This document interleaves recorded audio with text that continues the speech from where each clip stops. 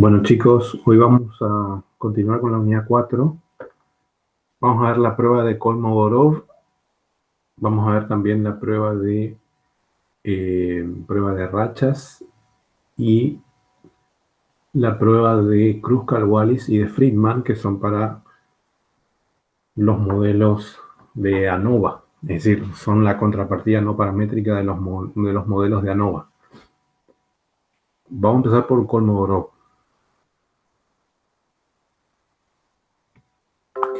Ustedes en la guía tienen una mini teoría sobre esta prueba.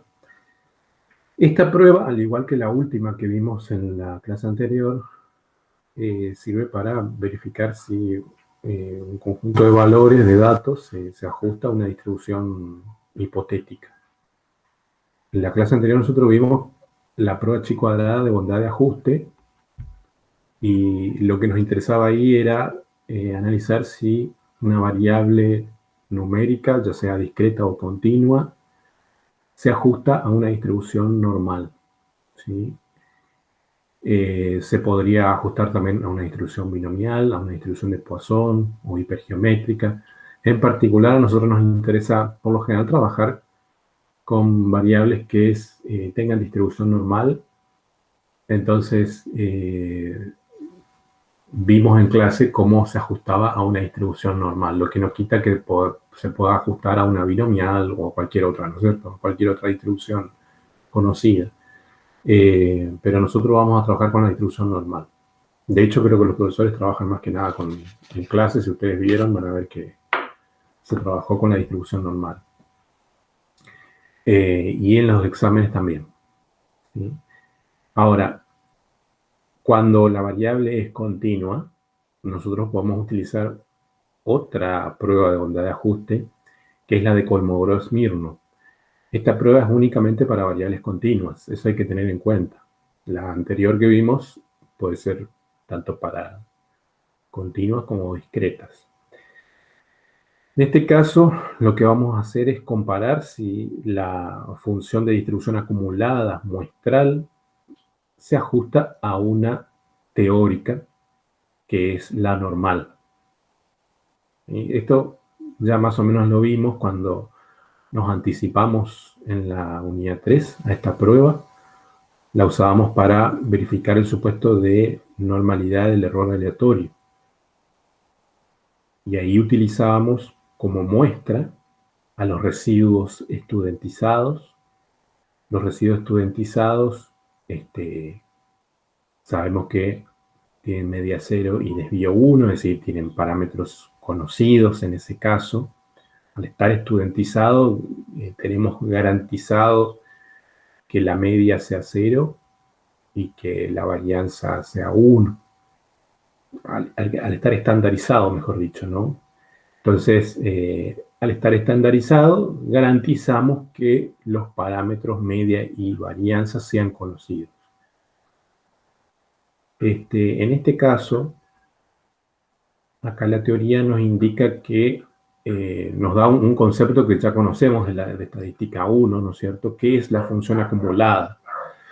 La función acumulada se puede expresar en términos de probabilidad, como la probabilidad de que X tome un valor menor o igual a un valor en particular. Eso nos está indicando de que acumulamos desde el valor más pequeño hasta el valor que nos interesa analizar. En este caso, que estemos acumulando desde el valor más pequeño sin especificar cuál es ese valor más pequeño, se entiende que es desde menos infinito hasta X. Entonces, en términos de una integral, teniendo en cuenta que estamos trabajando con una variable que es continua, la función densidad de una variable continua, acá nos está expresando que estaría dada desde menos infinito hasta el valor que estamos analizando. Esa función densidad es nuestra función acumulativa, ¿sí? Digamos, lo correcto es llamarla función acumulativa justamente por lo que está expresando en su integral, desde menos infinito hasta un valor de X, para cualquier número real, ¿sí? Bueno, esto Eso ya lo viene en estadística 1, no es necesario que se lo sepan, ¿no? Por eso dice recordando que, o sea, simplemente a modo de recordatorio. Entonces, básicamente lo que vamos a hacer es eso, ¿no? Verificar si la distribución acumulada muestral se ajusta a una distribución teórica, que en nuestro caso va a ser la distribución normal. Si hay mucha discrepancia entre lo observado y lo teórico, estaríamos rechazando la hipótesis nula. La hipótesis nula para Kolmogorov, ustedes ya la conocen, dice que la función acumulada muestral es igual a la teórica. En nuestro caso, como vamos a estar verificando si se ajusta a una distribución normal, vamos a estar diciendo que la función acumulada muestral se ajusta a la función acumulada de una distribución teórica, en este caso normal. Y en la alterna estaríamos diciendo lo contrario, ¿sí? Que no se ajusta. ¿Cuál va a ser el estadístico de prueba con el que vamos a trabajar? Como nosotros tenemos que hacer comparación entre lo observado y lo teórico, el estadístico de prueba va a surgir de la diferencia entre lo observado y lo teórico. Entonces ustedes pueden ver acá que D mayúscula es nuestro estadístico de prueba y nos está diciendo que va a ser el máximo, la máxima diferencia o la diferencia superior entre la función acumulada muestral y la función acumulada teórica. Entonces nosotros vamos a calcular todas las diferencias posibles para cada una de las observaciones y esa diferencia en valor absoluto, la que sea más grande, esa va a ser nuestro estadístico de prueba. Cuando ese valor del estadístico supera al valor que aparece en la tabla L, tratándose siempre de una prueba bilateral, entonces estaríamos rechazando la hipótesis nula.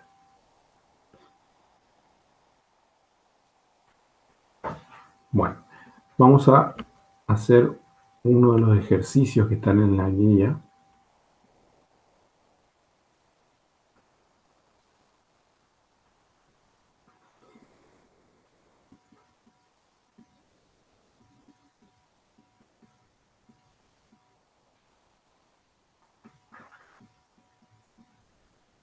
Acá tenemos en la página, bueno, no les voy a decir la página porque en realidad yo estoy usando acá el Word y está modificado, así que las páginas se corrieron, pero es el ejercicio 1 de la prueba de Kolmogorov, que está casi sobre el final de la guía práctica. Ustedes tienen la unidad 4, toda la teoría primero, después seguido de los ejercicios.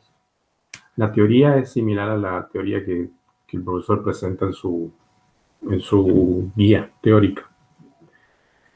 Acá me dice que se tomaron 36 observaciones de una población y las mismas se muestran en la siguiente tabla.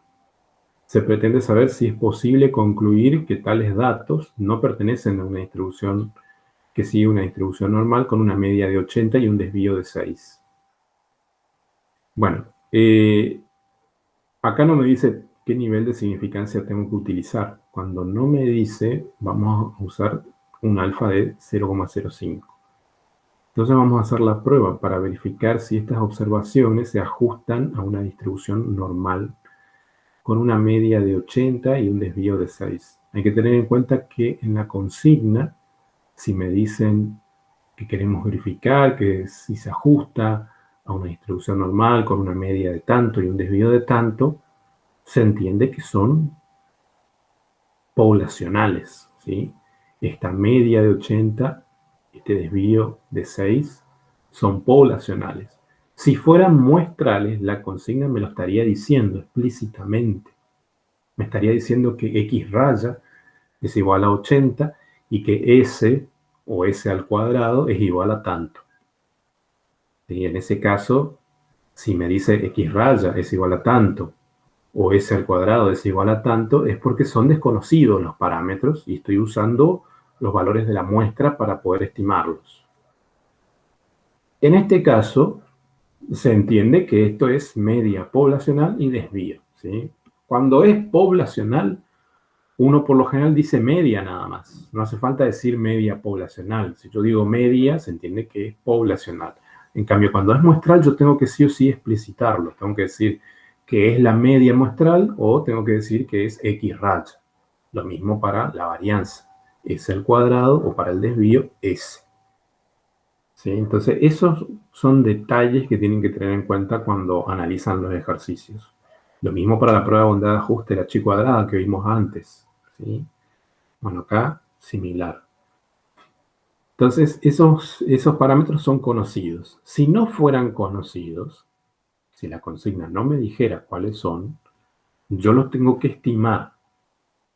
¿Sí? Vamos a suponer que no me da en la media y no me da el desvío. ¿Cómo lo estimo? Como hacíamos en estadística 1. Para la media sumamos todos los valores y lo dividimos por el total y nos da la media muestral. Para el desvío calculamos la varianza muestral con la fórmula de cálculo que aprendimos en estadística 1 y que ustedes ya lo usaron en la unidad 1. Y con eso estiman la varianza poblacional. Luego la raíz de eso va a ser el desvío muestral. Y ya con eso pueden trabajar. Entonces, vamos a los datos. ¿Qué necesitamos? Necesitamos tener la frecuencia acumulada muestral, por un lado. Y por el otro, la frecuencia acumulada teórica. Entonces, fíjense esta columna que yo puse acá, la primera. Acá están los valores de X, ¿sí? Los valores de mi variable, que la consigna no me dice qué variable es, ¿sí? Pero puede ser, qué sé yo, ventas o costos.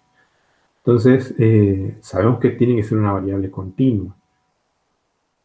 Estos valores que están en el cuadrito son exactamente estos mismos, nada más que están ordenados de menor a mayor y sin repeticiones. Ojo con eso. Entonces, antes de armar este cuadrito, esta columna que yo armé acá, yo hice un primer paso. O sea, estoy salteando acá un paso. Que eso se los dejo a ustedes. ¿Qué tienen que hacer? Tienen que ordenar todos estos valores de menor a mayor, ¿sí? Y luego con esos valores, sin repetición, van a armar esta columna. ¿Sí? Si el 68 se repite 5 veces, ustedes ponen solo una vez. Si el 72 se repite 2 veces, ustedes ponen una vez. ¿Sí? O sea, ponen todos los valores que puede tomar la variable sin repetición. ¿Por qué? Porque las repeticiones las vamos a considerar ahora, en otra columna. ¿Sí? Entonces, fíjense que acá voy a poner un recuadro, los bordes, ahí tengo. Entonces, en esta segunda columna, lo que yo hice fue colocar la frecuencia, es decir, cuántas veces se repite el valor de la variable en la muestra. 68 se repite 2 veces en la muestra, entonces coloco 2, 72 se repite 2 veces, coloco 2 y así siguiendo.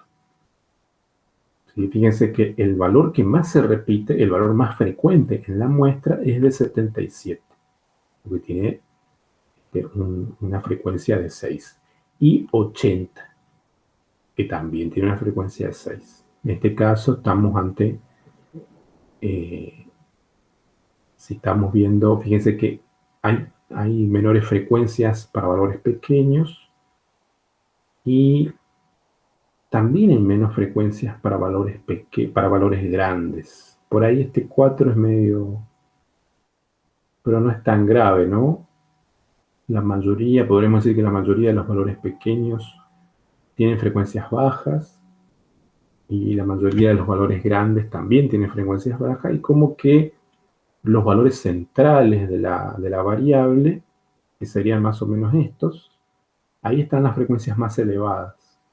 Entonces, ¿qué estaría diciendo esto? Que tiene una forma de curva, ¿sí? Tendría como una distribución aproximadamente simétrica, aparentemente. O sea, sin hacer ningún cálculo, sin hacer la prueba, yo con mirar las frecuencias me puedo dar cuenta, ¿no? Si la frecuencia es más elevada, se concentra para valores centrales de la variable, probablemente la forma de la distribución sea acampanada, ¿no es cierto? Y como tiene menores frecuencias para los valores pequeños y para valores grandes, ahí están los extremos de las dos colas, ¿sí? Vamos a ver si eso es así como lo estoy diciendo yo. A ver un poco. Control C. Solo para ver si estoy en lo cierto con mi observación.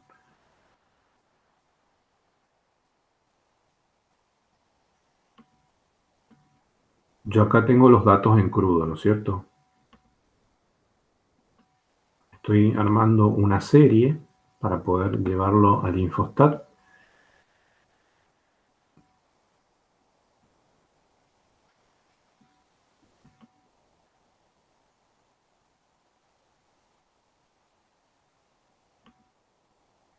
Y ahí tengo ya mi serie.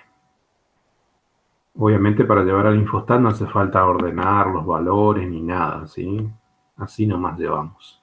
Voy a poner como nombre X.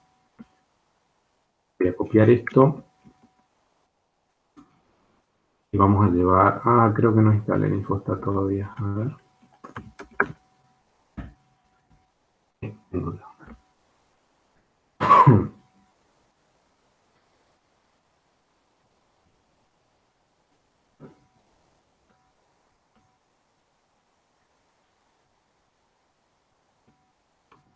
Bien. Vamos de vuelta. Pegar incluyendo nombre columna. Ahí está. Bueno, voy a pedirle que me haga un histograma. A ver qué forma tiene.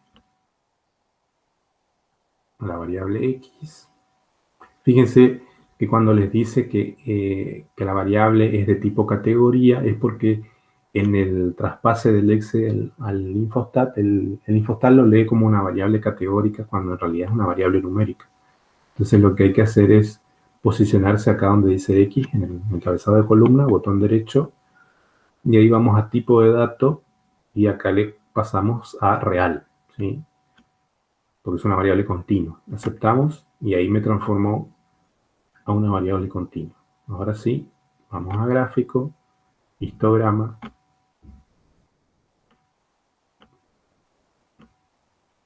Aceptamos. Bueno, tenemos 36 datos. En realidad tendríamos que usar 6 clases más o menos. No, con 5 está bien. Con 5 está bien. Acá vemos la distribución. Vemos que es lo que yo más o menos les anticipé hoy, ¿no es cierto? Hay digamos, hay menores frecuencias para valores bajos, menores frecuencias para valores altos y mayores frecuencias para valores centrales de la variable. Entonces tiene forma aproximadamente simétrica. Uno puede pedirle acá un ajuste a la normal y ahí estamos viendo que es lo que decimos, ¿no? Tiene una distribución aproximadamente simétrica. Entonces, es muy probable que estos datos se ajusten a una distribución normal, ¿sí? En principio, recuerden que esto es un gráfico, entonces nos anticipamos al supuesto de normalidad. Entonces, vamos a ver cómo... ¿Dónde estamos? Acá.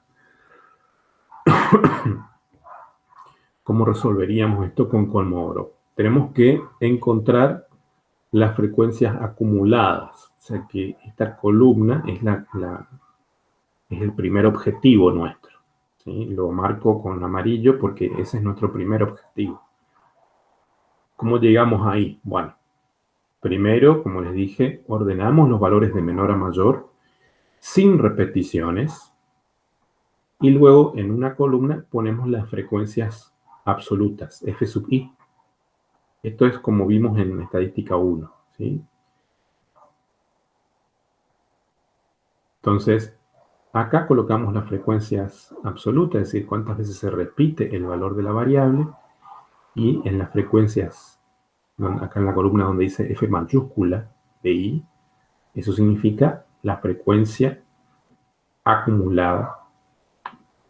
En este caso, yo tengo que ir acumulando desde el valor más chico de la variable. En este caso yo tengo que ir tomando las frecuencias de ese valor más pequeño hasta el valor más grande.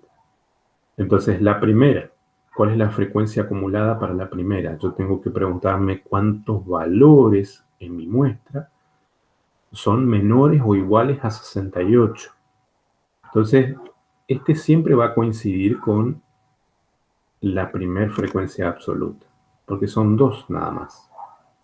Ahora, para el segundo, yo me tengo que preguntar cuántos valores en mi muestra son menores o iguales a 72.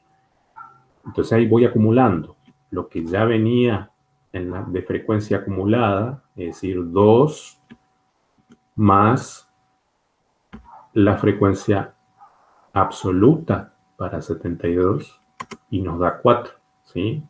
O si no, ir sumando acá, ¿sí? 2 más 2 es 4. Esa es la frecuencia acumulada.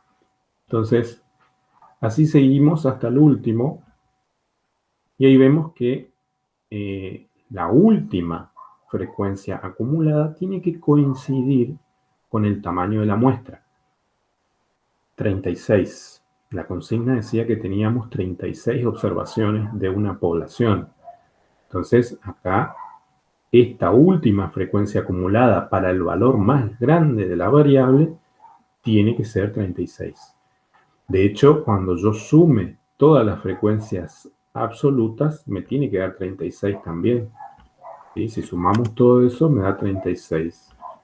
Acá voy a poner total. Esta es la muestra. ¿Sí? Bien, ya estamos en condiciones de obtener las frecuencias acumuladas. Estas frecuencias acumuladas, las frecuencias acumuladas son estas, ¿sí? Pero estas frecuencias acumuladas que yo necesito colocar acá, tienen que estar en términos absolutos, en términos relativos, no absolutos. ¿Por qué? Porque después vamos a ver que nuestra segunda meta va a ser encontrar las frecuencias teóricas. Y las frecuencias teóricas no son otra cosa que los cuantiles, o mejor dicho, las probabilidades de los cuantiles que aparecen en el cuerpo de la tabla de la distribución normal. Esos valores son valores relativos, ¿sí? Son probabilidades. Entonces, yo tengo que, para poder comparar lo muestral con lo teórico, yo necesito que esto también esté en términos relativos o probabilísticos. Entonces, lo que yo voy a hacer es 2, que es la frecuencia acumulada para el primer valor de x, dividido el tamaño de la muestra.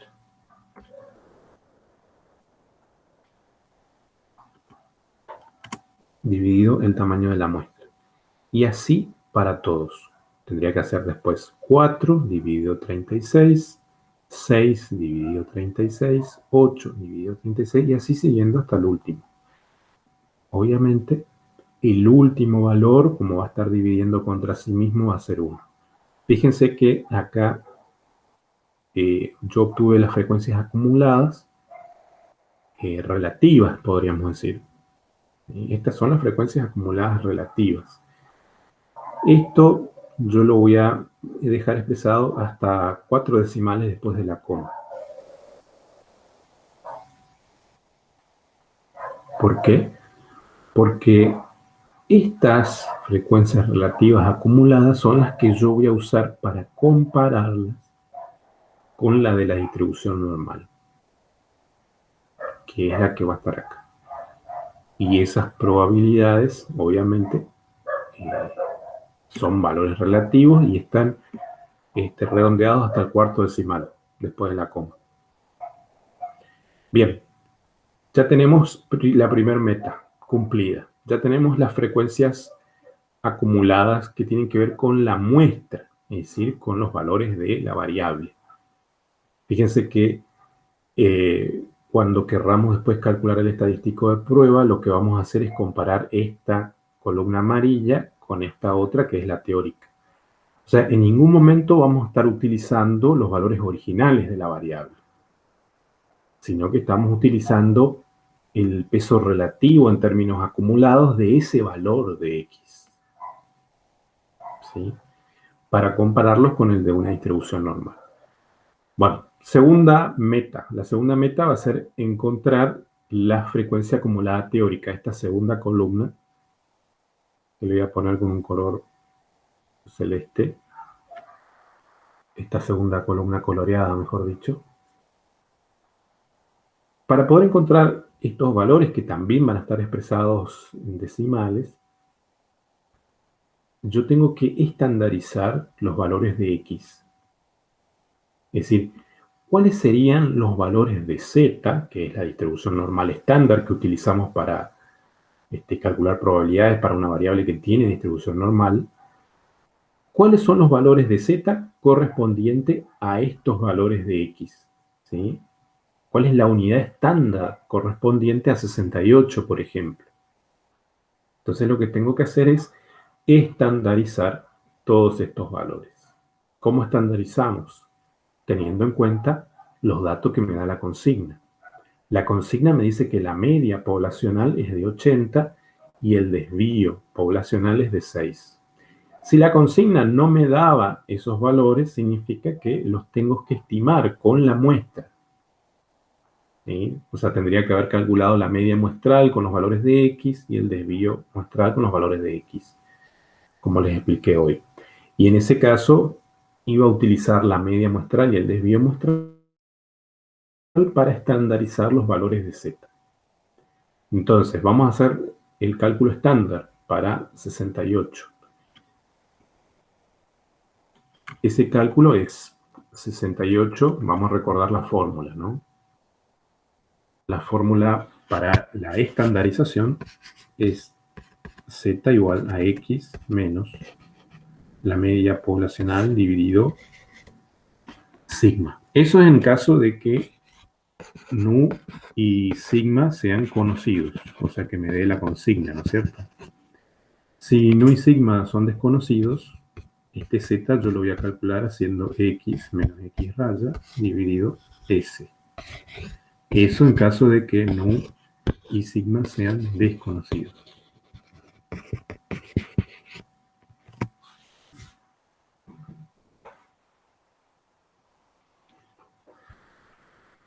En nuestro caso, como la media y el desvío poblacional son conocidos, vamos a utilizar este. Bien, entonces, abro paréntesis, 68 menos la media, y a este le voy a fijar, menos la media, dividido el desvío poblacional de 6.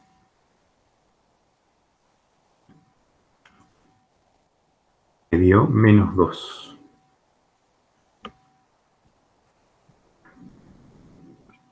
Como en la tabla de la distribución normal estándar los valores de Z aparecen hasta el segundo decimal, vamos a redondear todo esto hasta el segundo decimal. Ahí.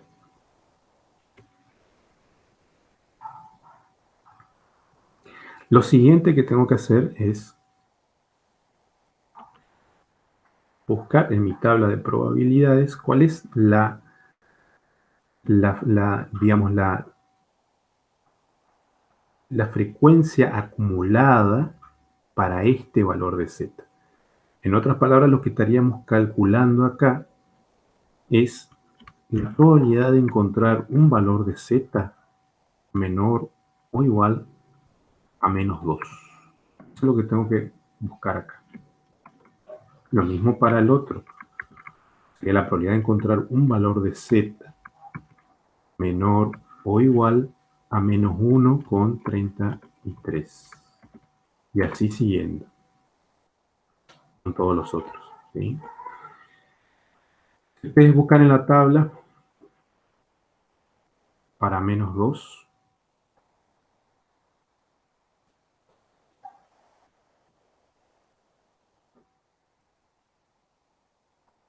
tenemos que buscar en la primera página de la distribución normal. Menos 2, acá tenemos, menos 2. Es de 0,0228. ¿Sí? Porque ustedes acá tienen como segundo decimal a 0. Entonces, para menos 2 es 0,0228.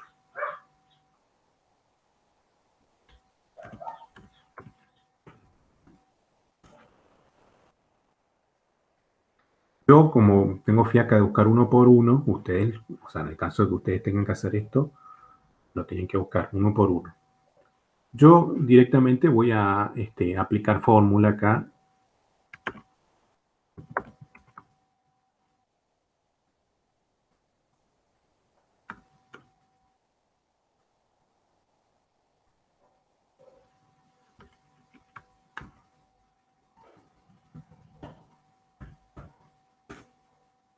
Entonces ya me ahorro tener que estar buscando en la tabla.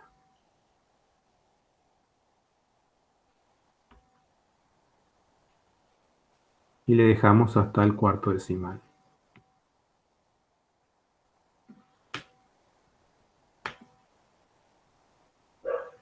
Bien, ya tenemos entonces la segunda meta cumplida. Ahora sí podemos calcular el estadístico de prueba. Recuerden que el estadístico de prueba, acá no lo puse, pero nos decía que, para recordar, ¿no? El estadístico de prueba es D mayúscula y era el valor más grande de X, en valor absoluto, de la frecuencia acumulada muestral menos la frecuencia acumulada teórica. Entonces, vamos a calcular las diferencias entonces. Lo muestral con lo teórico. Pero acá, bueno, yo como estoy trabajando con el Excel, yo voy a poner el valor absoluto, ¿sí? Ustedes cuando calculen a mano, cuando les dé negativo, ustedes lo pasan a positivo nada más.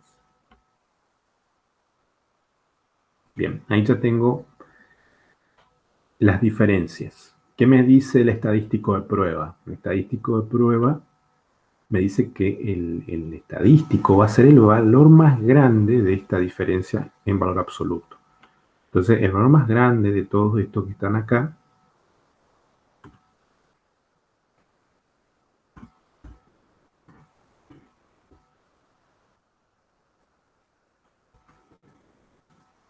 es 0,15. Es este que está acá. Este es el estadístico de prueba.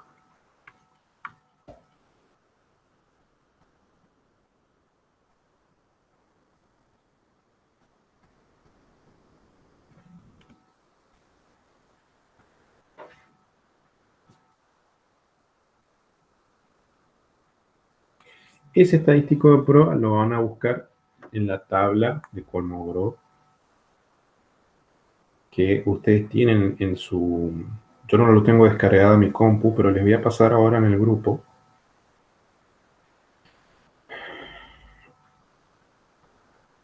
Banquen un minuto.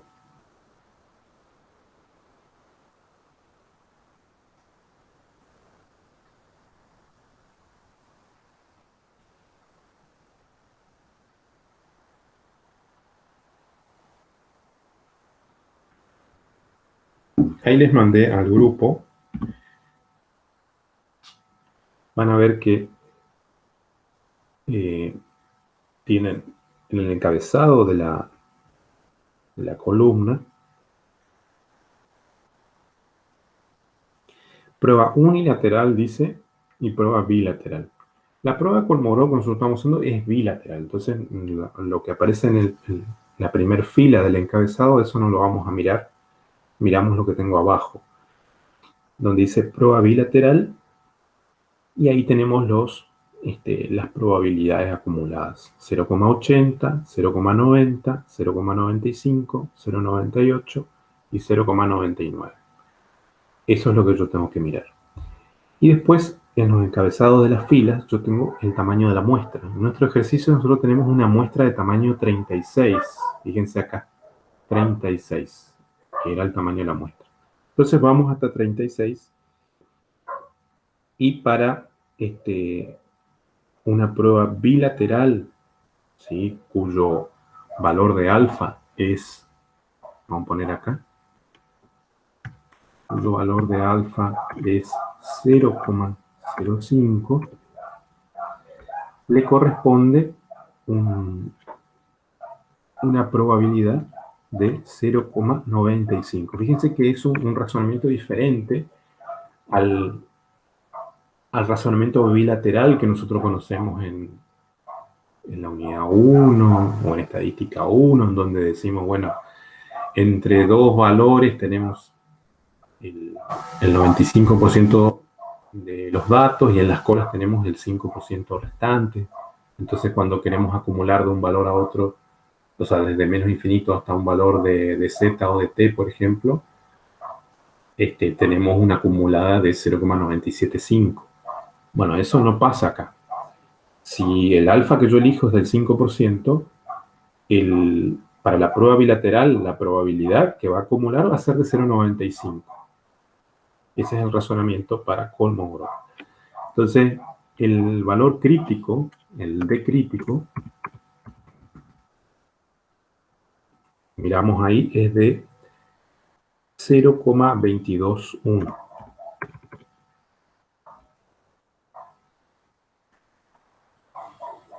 Nuestro estadístico de prueba es 0,15 y nuestro D crítico 0,22. La teoría nos dice que vamos a rechazar la hipótesis nula si el estadístico de prueba es mayor al D crítico. Entonces, el planteo de hipótesis acá va a decir que F es igual a la teórica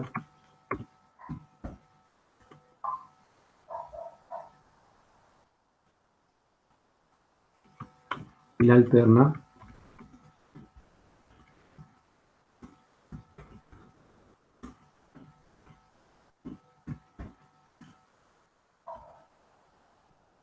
nos dice lo contrario.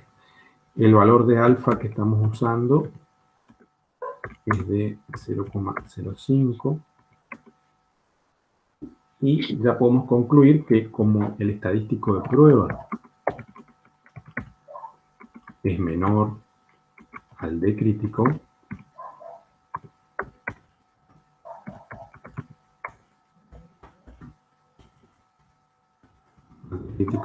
no se rechaza la hipótesis nula.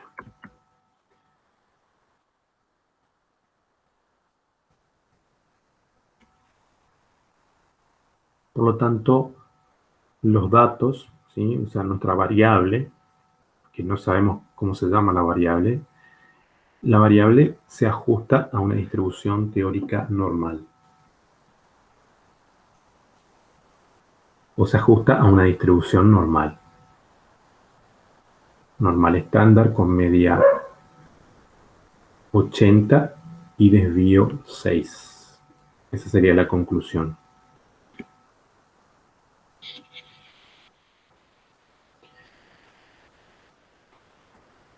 Bien, este es un caso en el sentido de que a mí me dan un conjunto de datos en donde la media poblacional y el desvío poblacional son conocidos. Imagínense que no me daba esos dos valores poblacionales, ¿sí? No tengo esto y tampoco tengo esto. Desaparece todo lo que tenía acá. Cuando eso pasa, yo tengo que estimar la media y tengo que estimar el desvío. Se estima con la muestra, entonces lo que se calcula es la media para los valores de X, ¿sí?, que esos están todos acá para los valores originales.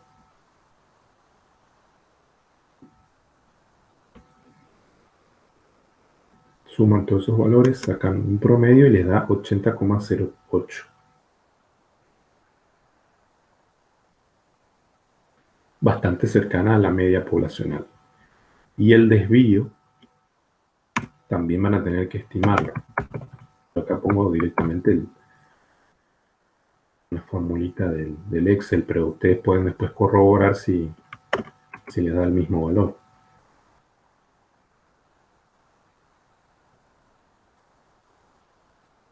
$6,20. Entonces fíjense que acá ya me volvió a calcular todo. ¿Sí? Me volvió a calcular todo. Y digamos, el estadístico de prueba sigue sigue encontrándose en la misma posición, ¿no es cierto? Porque antes era 0,15, ahora es 0,16. Este sigue siendo el máximo valor de todos estos. Entonces, el D crítico no cambia, eso sigue siendo. Entonces, aún desconociendo la media y el desvío poblacional, se mantiene la misma conclusión. ¿Sí? Cambia levemente nomás el estadístico de prueba cuando es desconocido. Cuando es desconocida la media y el desvío poblacional.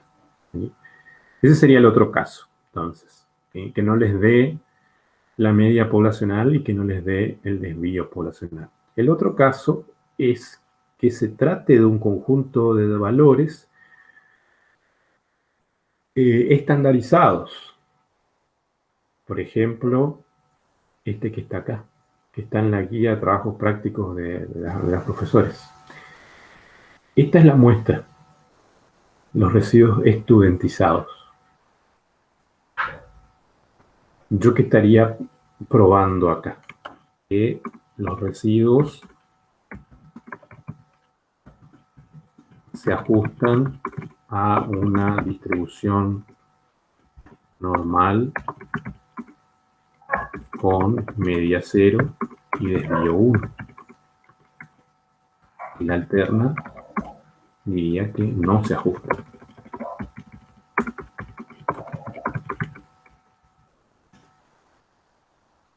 Acá la media y el desvío poblacional también son conocidos. No hace falta estimarlos. Entonces el resto es fácil. Estos son los valores de mi muestra, ¿no es cierto? Y acá tengo las frecuencias. Estas son las frecuencias absolutas. ¿Cuántas veces aparece menos 2,29 en la muestra? Una sola vez. Ah, otra cosa. Estos valores están ordenados de menor a mayor. Y recuerden que los residuos pueden ser negativos y positivos porque justamente los residuos se calculan respecto, o sea, son los valores observados de la variable, es decir, los residuos comunes. Los valores observados de la variable, es decir, los valores de x, menos su media. Entonces, los resultados van a estar por encima y por debajo de la media. Entonces, acá vamos a tener valores negativos y positivos. Entonces, cuando ordeno de menor a mayor, yo tengo que poner desde el valor más pequeño, ¿sí?, hasta el valor más grande de los residuos. En este caso, el valor más grande es 1,75. Y luego las frecuencias absolutas, es decir, cuántas veces en la muestra aparece menos 2,29. Solo una vez aparece. Menos 1,46 solo una vez. Entonces acá estamos viendo que la mayoría aparece solo una vez, salvo el último, 1,75, aparece dos veces, entonces tiene una frecuencia de 2. Si yo sumo toda esa columna, me da el tamaño de la muestra, 24. ¿Sí? 24 residuos. Y luego el resto es calcular como hicimos recién. Las frecuencias acumuladas, ¿sí?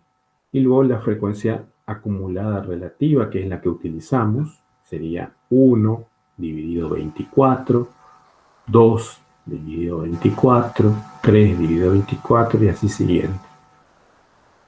La teórica, en este caso, estos valores de residuos ya están estandarizados, es decir, son valores de Z, entonces no hace falta estandarizarlos. Simplemente tengo que buscar las probabilidades correspondientes a estos valores, las probabilidades acumuladas. Luego resto lo muestral con lo teórico y el valor más grande de todos estos que aparece acá es mi estadístico de prueba. Vamos a ver cuál es el valor más grande.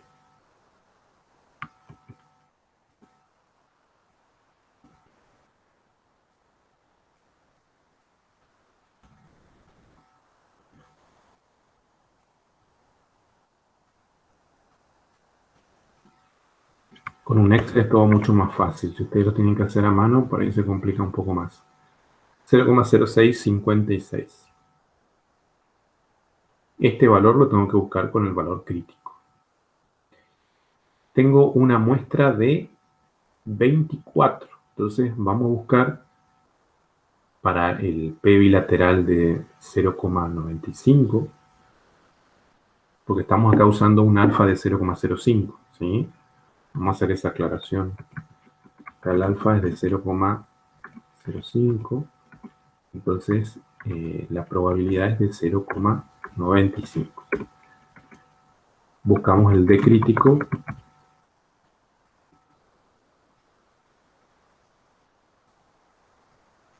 Para 24, 0,269.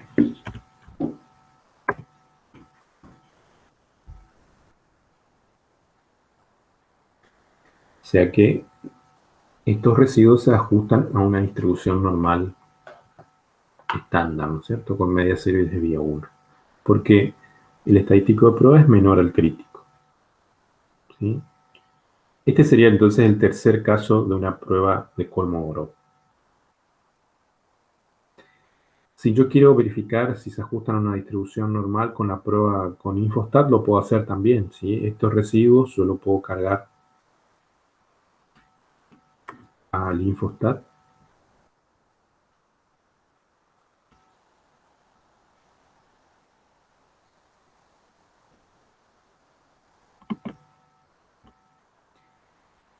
Voy a estadísticas, inferencia basada en una muestra, y vamos a la prueba de bondad de ajuste de Kolmogorov, que ustedes ya saben hacerlo. De hecho, para el integrador algunos de ustedes hicieron Kolmogorov, y está bien porque en clase vieron Kolmogorov, así que pueden usarlo, ¿sí?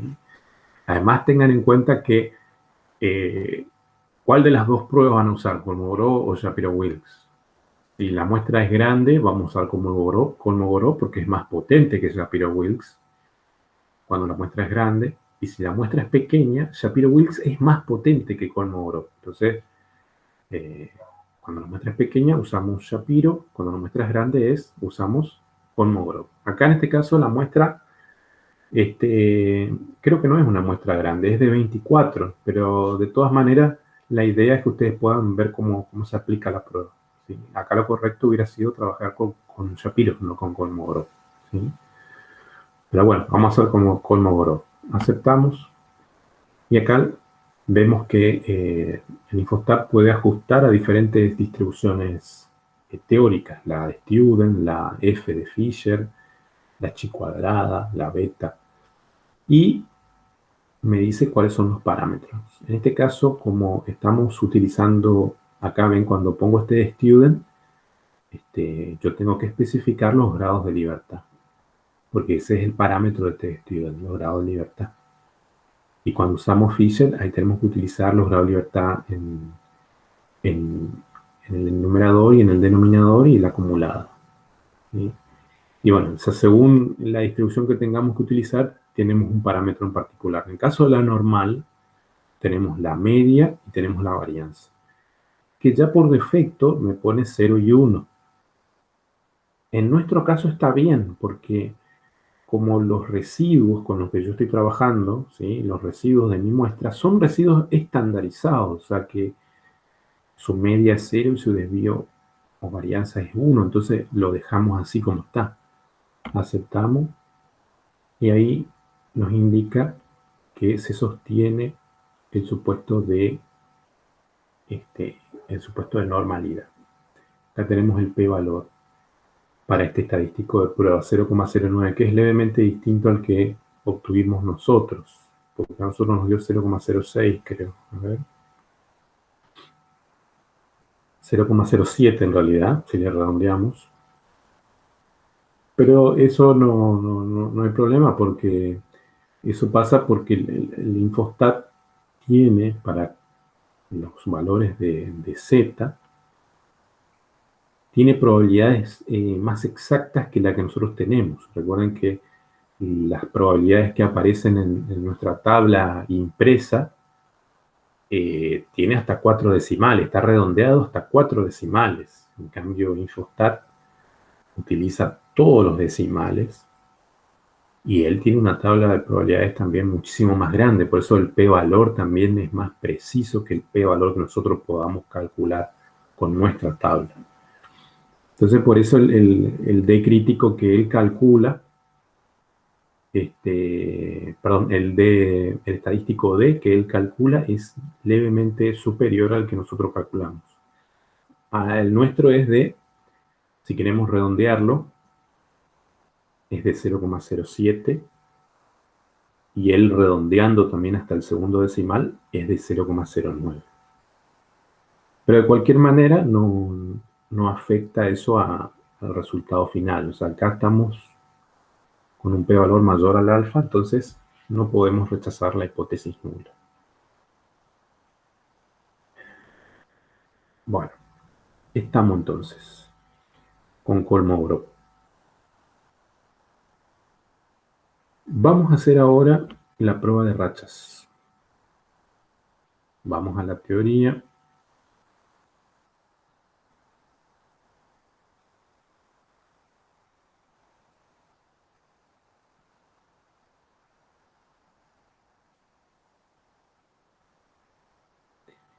¿Qué tienen que saber de Kolmogorov? O sea, volviendo. Algo que ahora que me acordé. Esto que vimos la clase pasada, que por ahí no sé si quedó claro. La clase pasada vimos la prueba de chi cuadrado de bondad de ajuste. Los valores de z que aparecen acá, no sé si quedó claro de dónde salen. Acá nos pedían que obtengamos intervalos de equiprobables, ¿no es cierto? 4 intervalos equiprobables. Es decir, que a la distribución total la dividimos en 4 partes iguales, teniendo en cuenta que por debajo de la curva yo tengo el 100% de la probabilidad. Si la divido en 4 partes iguales, obtengo 25 en cada intervalo, ¿sí? Entonces, por eso la probabilidad para cada intervalo es la misma, 0,025. Y si sumamos todos esos 0,25 nos da 1. Ahora, estos valores de z que aparecen acá no es otra cosa que los cuartiles, ¿no es cierto? El cuartil 1, este que está acá, me está indicando de que el 25% de los datos son menores o iguales, mientras que el 75% son mayores o iguales. Y es el cuartil 1. Entonces, ¿cómo busco el cuartil 1? O sea, ¿cuál es el valor de z correspondiente a este cuartil 1? Entonces, es cuestión de plantear la probabilidad. La probabilidad de que z sea menor o igual al z1 es de 0,25, teniendo en cuenta que el z1 vendría a ser el cuartil 1 de la gráfica. ¿Sí? Lo mismo para el resto. La probabilidad de que z sea menor al cuartil 2 es del 50%, 0,5. El cuartil 2 lógicamente va a ser 0. Por eso acá vemos que z2 es 0. Si ustedes buscan en la tabla cuál es el valor de z que acumula 0,25, van a ver que es menos 0,675. O sea, van a tener que sacar un promedio entre menos 0,67 y menos 0,68. Porque 0,25 en el cuerpo de la tabla no está exactamente 0,25, sino que van a tener que sacar un promedio entre 0,24 y algo y 0,25 y algo. ¿Sí? Entre los valores de Z que corresponden a esos valores de probabilidad. ¿Sí? De ahí sale. ¿Sí? Era más que nada, quería aclarar eso porque por ahí creo que no quedó claro de dónde salían los valores de Z. Bueno, volviendo a una aclaración más con respecto a Kolmogorov. Kolmogorov nunca tomaron en los parciales. En 10 años por lo menos nunca tomaron. Entonces, dudo que se les ocurra empezar a tomar ahora. Pero siempre aparece como una pregunta de teoría. Alguna pregunta de teoría aparece. Entonces, tengan bien en cuenta cuándo se usa Kolmogorov, tengan en cuenta que es para variables continuas, cómo se obtiene el estadístico de prueba. ¿Sí? O sea, tengan presente el procedimiento en su cabeza, pero no para llevarlo a la práctica, porque difícilmente les pidan que hagan un ejercicio. Y si les dan un ejercicio, no les van a dar un ejercicio entero para que lo hagan. Les van a dar algo como esto que está acá, en donde ya tienen avanzados algunos cálculos y a lo sumo ustedes tengan que, por ejemplo, hallar el valor más, el estadístico de prueba, ¿no es cierto? Que sería el valor más grande de esta columna. ¿Sí? Pero todo este procedimiento que es medio tedioso, no creo que les den en un examen porque ya da tiempo a hacer eso. Así que tranquilos nomás. Bueno, vamos a prueba de rachas. ¿Qué es una racha? Una racha es una secuencia de observaciones semejantes, precedidas y seguidas por un tipo diferente de observaciones o por ninguna observación. Por ejemplo, en el caso de los residuos, si yo estoy trabajando con una muestra que corresponde a los residuos estudentizados, esos residuos yo los puedo separar en dos grupos. En los residuos que están por encima de cero y los que están por debajo de cero. ¿Sí? Básicamente en positivos y negativos. Cuando yo tengo una muestra que es susceptible de categorización dicotómica, puedo aplicar una prueba de rachas. O sea, cuando yo puedo identificar en la muestra a observaciones que pueden pertenecer a una categoría y a observaciones que pueden pertenecer a otra categoría. En el caso de los residuos, yo tengo residuos positivos y residuos negativos. Entonces, puedo separar en esos dos grupos. ¿Sí? Entonces, cuando tengo un residuo positivo, vamos a mirar acá. Acá, tengo un residuo negativo, por ejemplo. Que le sigue otro residuo negativo. Otro residuo negativo. Otro negativo. Y así siguiendo. Todos estos residuos negativos se podría considerar como una racha, que es lógico porque está ordenado de menor a mayor, ¿sí? Pero el hecho de que todos tengan el mismo signo pueden ser considerados como una sola racha. Y todos los otros que son positivos pueden ser considerados como otra racha. En este caso, lo coloreo de color celeste el fondo. Entonces, esta muestra, así como está presentada, de menor a mayor, tiene dos rachas.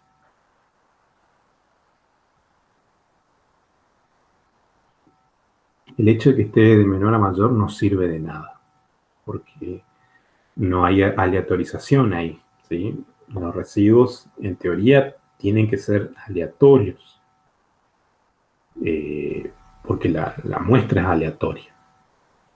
Acá, como yo ordené de menor a mayor, dejé de que se trate de una muestra aleatoria, entonces, pero solo a los fines de trabajar con la distribución acumulada, ¿sí? Pero si vamos a los residuos comunes, a los residuos, por ejemplo, a ver, vamos a buscar algún ejercicio de los que estaban acá.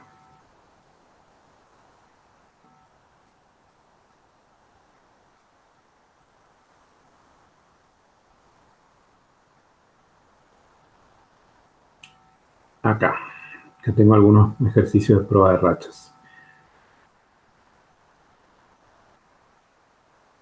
Fíjense acá hay unos residuos estudentizados, el ejercicio 6. Estos no están ordenados, están desordenados, porque fueron calculados tal cual tengo los valores de mi muestra.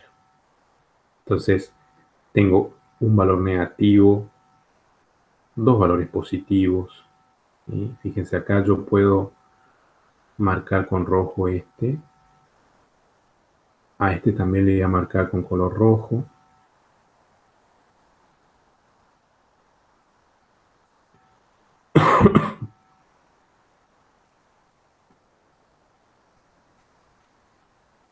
Espera que se me colgó un poco ahí. Este también rojo, porque es negativo. Después acá tenemos 4 negativos también. Acá tenemos otro negativo.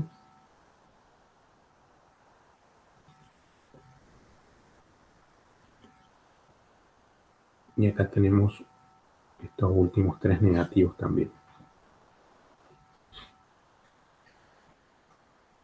Yo esto lo puedo separar, puedo hacer el conteo de rachas. ¿Sí? Las rachas son los cambios, en este caso, cuando yo paso de una observación a otra. Acá puedo contabilizar esto como una racha. ¿Sí? Una racha. Acá tengo una segunda racha compuesta por 2 observaciones porque tienen el mismo signo, son positivas. Entonces hasta ahí tengo 2 rachas.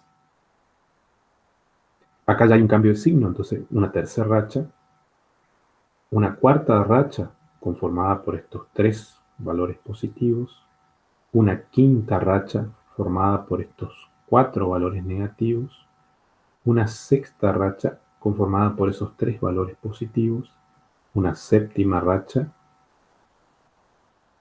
8 rachas, 9 rachas, 10 rachas. Y esa muestra tiene 10 rachas, es decir, 10 cambios de signo en este caso. Entonces, conceptualmente, esos son las rachas. Vamos a leer un poquito más a ver qué nos dice la teoría.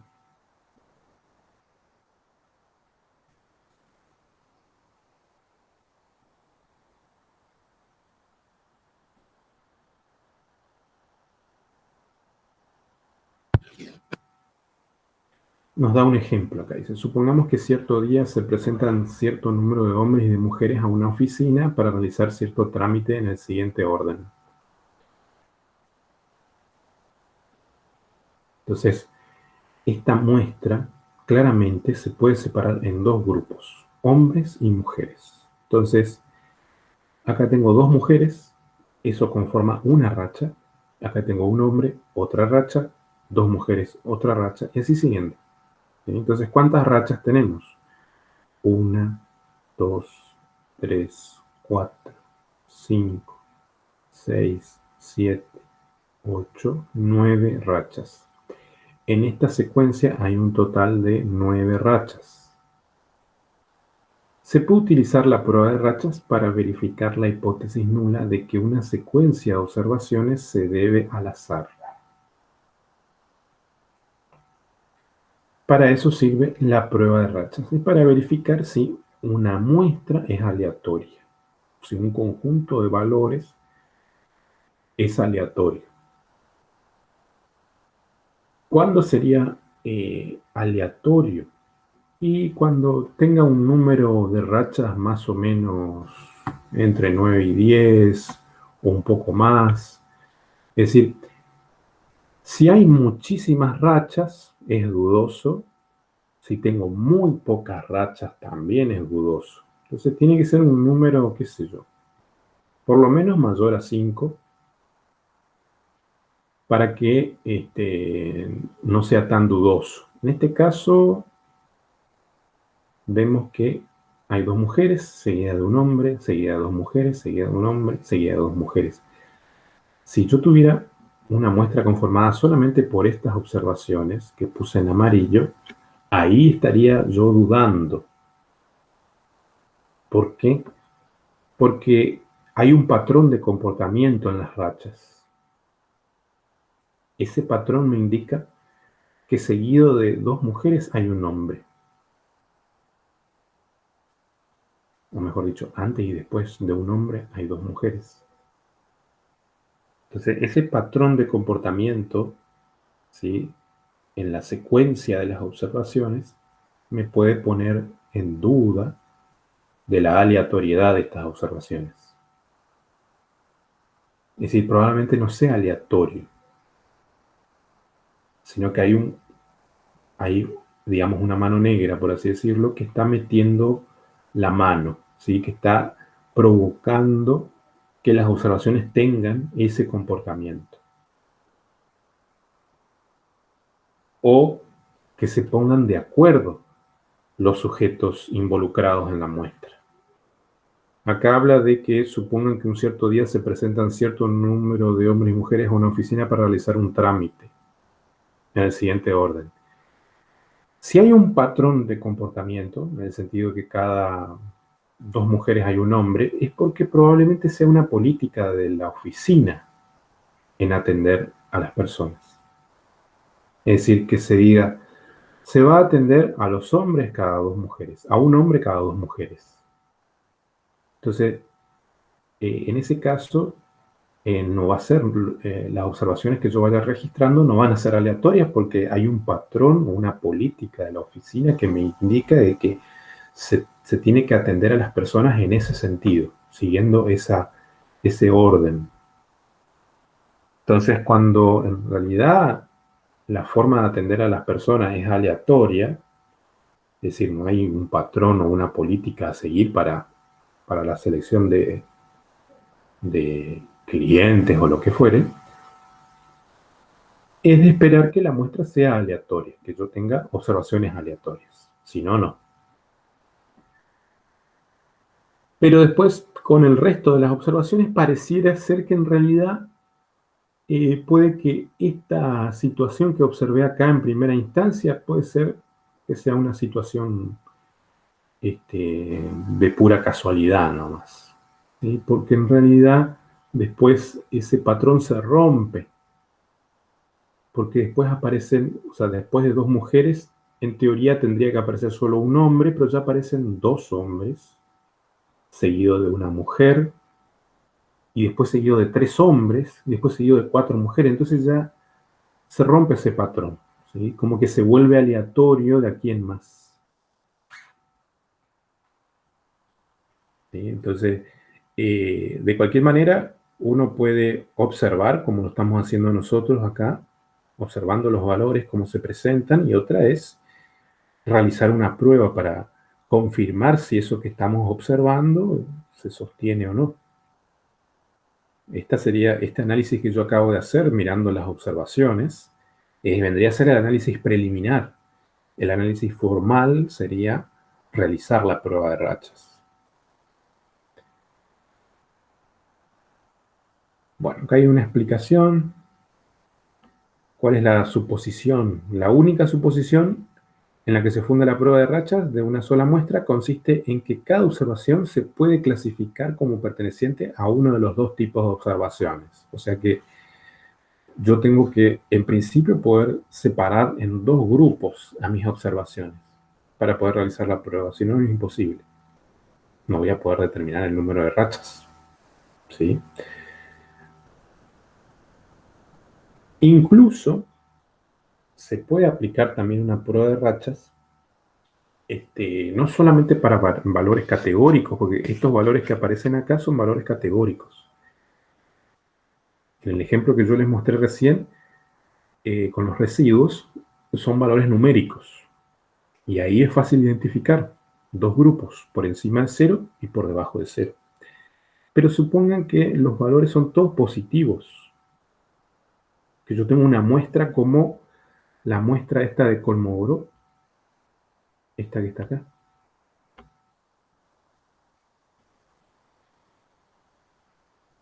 ¿Cómo hago para para hacer una prueba de rachas para ver si estas observaciones son aleatorias o no. No puedo separar en dos grupos, es decir, no hay valores positivos y valores negativos. La otra opción es calcular un promedio de esas observaciones y decir, bueno, ahí puedo clasificar en dos grupos, por encima del promedio y por debajo del promedio. ¿Sí? Las observaciones que están por debajo del promedio serían pertenecientes a una categoría y las que están por encima del promedio serían las pertenecientes a otra categoría. O puedo calcular la mediana también. Y ahí decir, bueno, por debajo de la mediana y por encima de la mediana. Entonces, esas son las tres opciones que ustedes pueden tener con la prueba de rachas. La prueba de rachas ustedes la pueden aplicar tanto para variables discretas o para variables numéricas. En el caso de las variables discretas, ustedes, variables categóricas y variables numéricas. En el caso de las variables categóricas, va a ser fácil poder identificar dos grupos. En el caso de las variables numéricas, fíjense si se tratan de residuos o no. En caso de que se traten de residuos, pueden separar en valores negativos y valores positivos. Y si se trata de una variable como por ejemplo las ventas o los costos o cualquier variable cuyos valores sean mayores a 0 únicamente, lo que pueden hacer para separar en dos grupos sería calcular la media o la mediana de ese conjunto de datos y separar los que están por encima de la media o la mediana y los que están por debajo de la media o la mediana. Esas son las tres situaciones que pueden tener con la prueba de rachas. Bueno,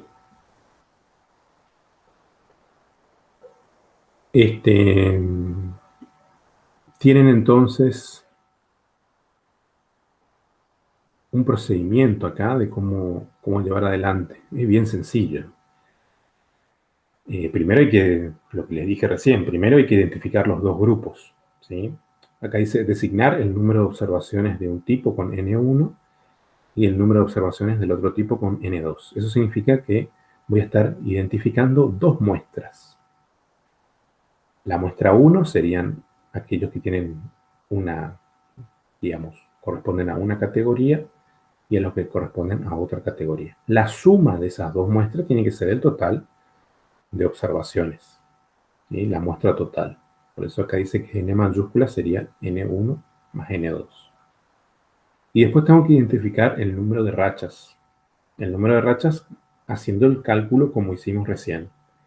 Contando en la muestra cuántos cambios se van dando. En el caso de valores negativos, los cambios de signo. En el caso de, por ejemplo, de tener una variable cuyos valores son todos positivos, y yo elijo por encima y por debajo de la mediana, los cambios serían, por ejemplo, cuando tengo valores, una secuencia de valores por encima de la mediana, seguidos por una secuencia de valores por debajo de la mediana. Ahí sería, se estarían dando los cambios, ¿sí? Las rachas. Una vez que tengo el número de rachas, ese número de rachas que yo obtenga, ese valor va a ser mi estadístico de prueba. Ese valor lo tengo que buscar con los valores críticos que sale de la tabla para la prueba de rachas, que ahora les voy a pasar al grupo. Ustedes ayúdense siempre de su tablita de fórmulas.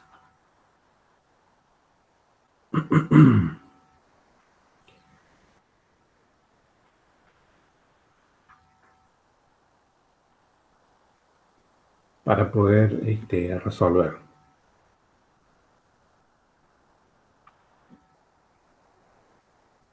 Fíjense que en la tabla de fórmulas, sobre el final, ustedes tienen métodos no paramétricos y hay un cuadrito con cada una de las pruebas.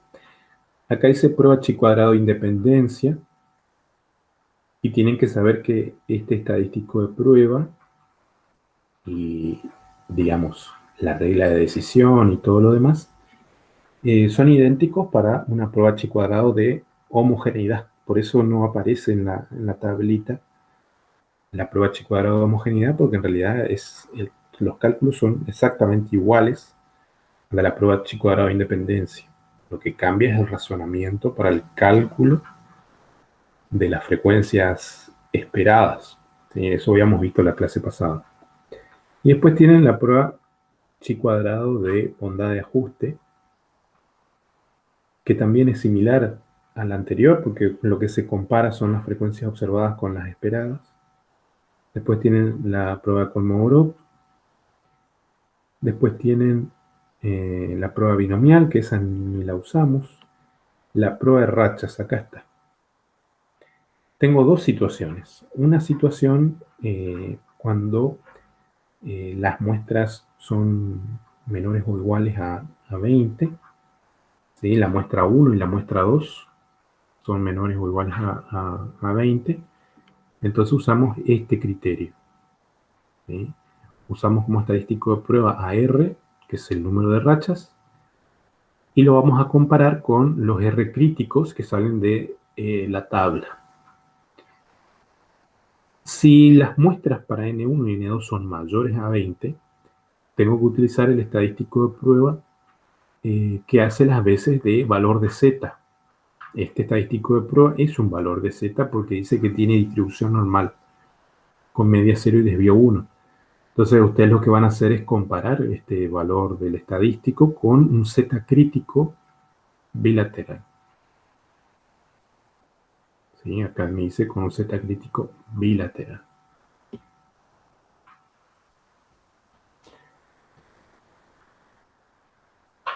Bien, entonces, en nuestro caso, por lo general siempre vamos a estar trabajando con esta situación. Difícilmente trabajemos con una situación en donde N1 o N2 es mayor a 20. Bueno, vamos a hacer un ejercicio para ver cómo se aplica.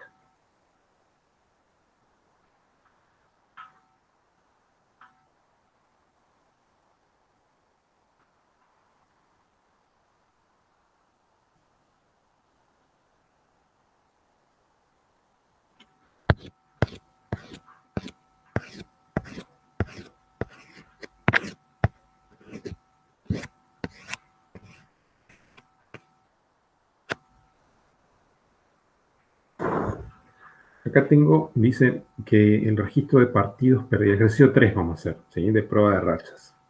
El registro de partidos perdidos y partidos ganados por un equipo de básquetbol de una comunidad en sus últimos 60 juegos consecutivos es el siguiente.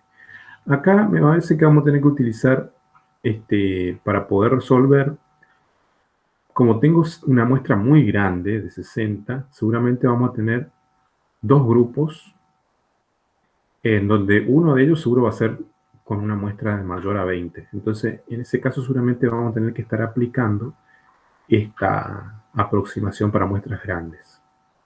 Habría que calcular esta formulita horrible para el estadístico de prueba y comparar con el Z crítico.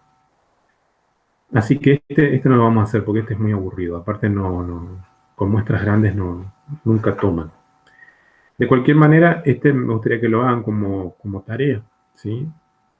Vamos a identificar acá a N1 y a N2 y vamos a contar las rachas. ¿Cuántas rachas hay?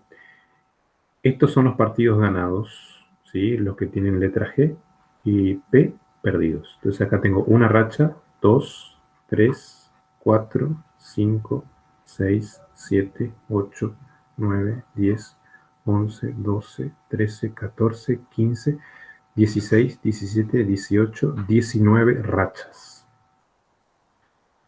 Y después tengo que calcular cuánto vale N1 y cuánto vale N2. ¿Cuántas observaciones tengo acá ganados? 1, 2, 3, 4, 5, 6, 3, 6. Después tengo 7, 8, 9, 10, 11, 12, 13, 14, 15, 16, 17, 18, 19, 20, 21, 22, 23, 24, 25, 26, 27, 28, 29, 30, 31, 32, 33, 34, 35, 36, 37, 38. O sea que acá en este ejercicio, N1, que serían los partidos ganados,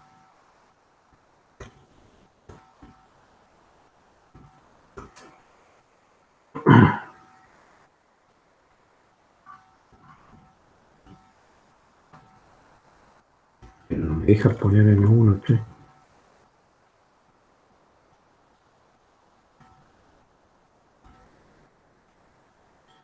N1 sería partidos ganados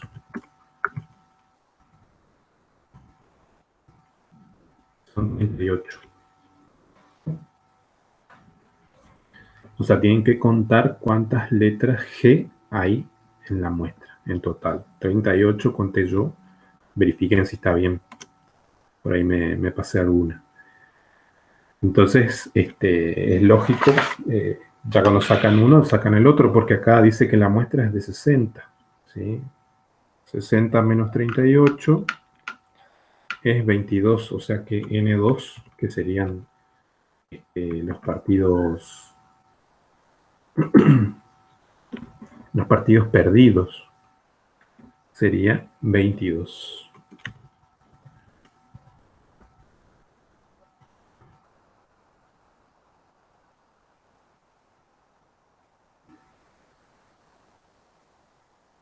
Y el número de rachas habíamos dicho que era, o sea, R minúscula es igual a 19. Esos son los 3 datos que ustedes tienen que sacar de su ejercicio. Con esos 3 datos después se arreglan para calcular los valores críticos, o en este caso van a tener que utilizar la aproximación a muestras grandes, porque acá vemos que una de las muestras, N1, vale 38. Y si ustedes miran en su tablita de fórmulas, dice que cuando una de las muestras es mayor a 20, hay que utilizar el estadístico de prueba. Este estadístico de prueba me dice R, que sería el número de rachas, 19, menos, y ahí tengo que reemplazar. Donde dice N1 ponemos 38, y donde dice N2 ponemos 22.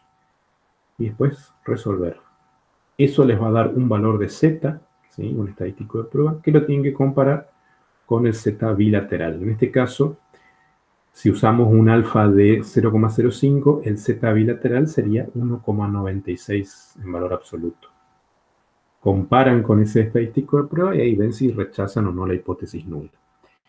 ¿Qué va a decir la hipótesis nula para este caso? Si ustedes tienen que definir la hipótesis, va a tener que decir que la secuencia de partidos es aleatoria. Y la alterna va a decir lo contrario. No es aleatoria.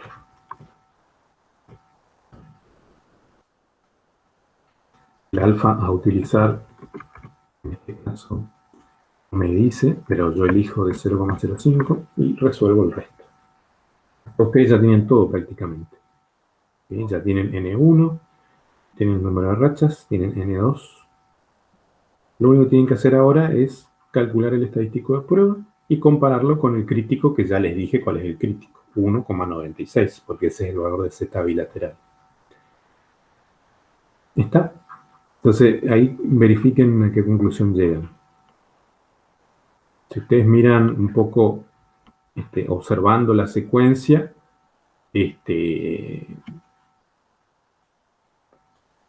pareciera ser que es aleatoria, ¿no? Porque a lo mejor no tanto por los primeros. Fíjense que pareciera que como que hay un patrón, ¿no? Como que hay un arreglo ahí entre los dos equipos, diciendo, bueno, qué sé yo, 1, 2, 3, 4, 5, 6. Cada 6 partidos ustedes pierden y nosotros ganamos. Y después, bueno, llegaron a otro acuerdo, porque después como que empezó a cambiar un poco la cosa, ¿cierto? Pero hasta acá era como que había un acuerdo, ¿no? Un patrón de comportamiento.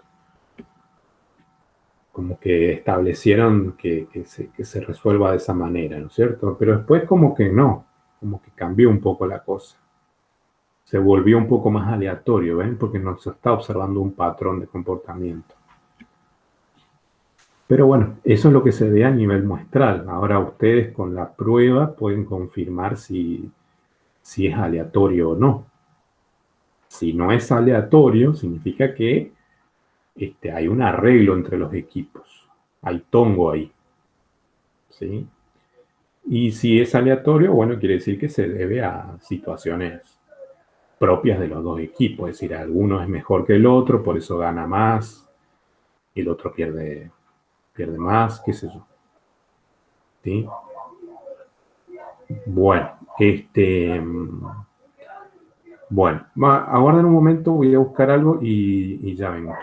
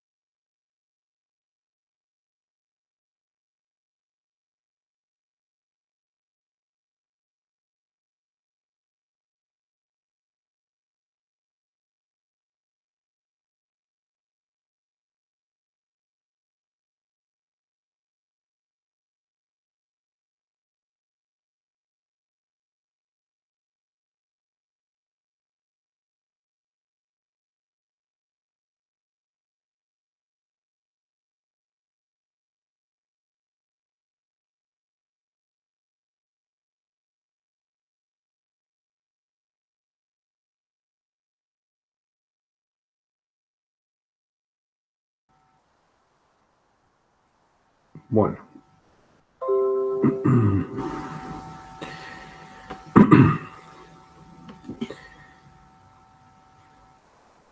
bueno, este ejercicio 3 ya lo tendrían resuelto, ¿no? Si aplican lo que les dije, me gustaría hacer uno más parecido a los que suelen tomar en los exámenes.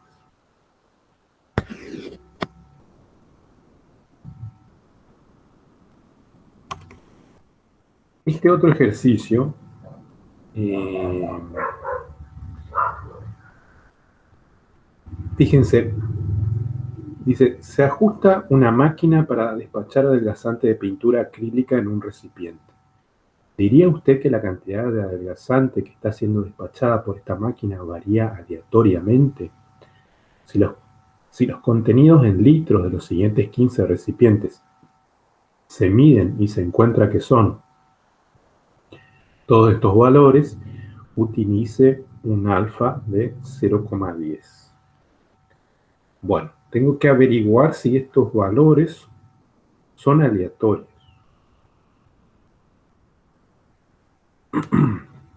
Una máquina que despacha una cierta cantidad de pintura, en este caso, si funciona bien, debería arrojar valores aleatorios. Si no es aleatorio los valores que está arrojando, quiere decir que hay algo que provoca que cada cierto lapso de tiempo, cada cierta circunstancia que ocurra, la máquina arroje más litros o menos litros de lo esperado. Entonces,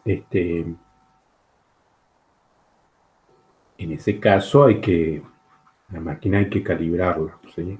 Hay que detener el proceso y corregir el problema, ¿no?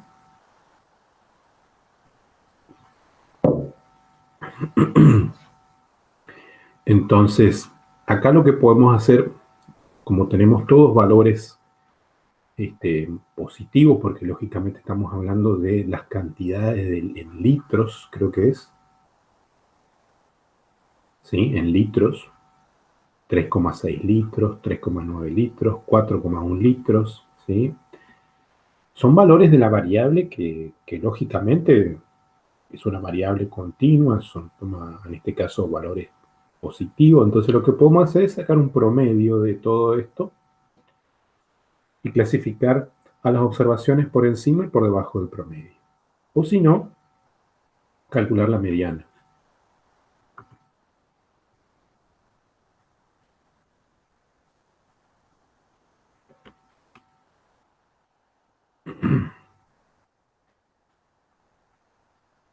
Si las observaciones,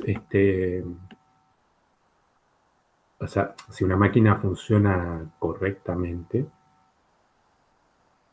es de esperar que sus valores estén muy próximos a la media. Entonces, ustedes lo que pueden hacer es tomar como parámetro a la media, ¿sí? O puedo utilizar la mediana también, porque en el caso de que digamos que la distribución de estos valores sea uniforme, es de esperar que la media y la mediana coincidan. Entonces, para el caso de una máquina que funciona correctamente, es de esperar que tenga un comportamiento normal en el despacho de la cantidad de pintura. ¿Sí? Entonces, pueden usar a la media y la mediana para poder clasificar, ¿no es cierto?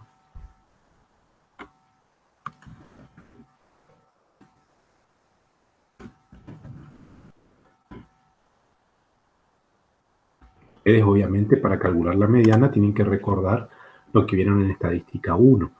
Ustedes tienen que ordenar de menor a mayor todos estos valores para poder ubicar a la mediana. Acá, como yo usé el Excel, calculé rápidamente porque él ordena, ¿sí? En el cálculo ya ordena. Ustedes, para poder ordenar, para poder calcular la mediana, tienen que ordenar estos valores.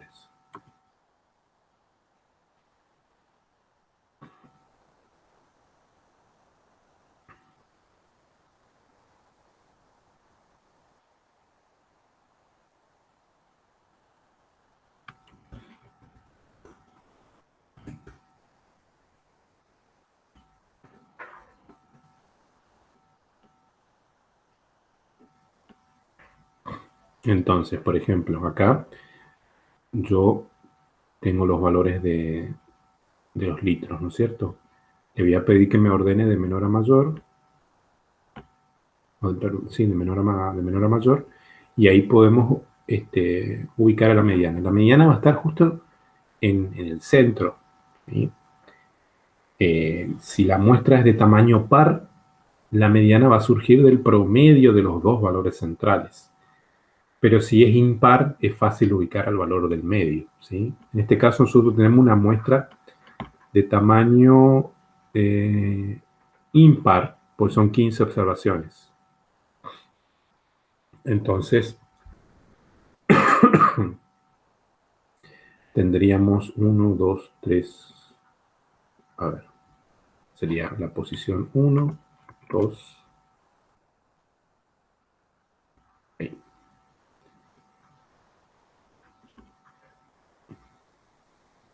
Más o menos por acá tendría que andar la mediana. A ver, tengo acá 7 observaciones y tengo acá 7 observaciones. Entonces la mediana tendría que estar en la octava posición, en teoría. Calculamos de vuelta. A ver si debería volver a darnos.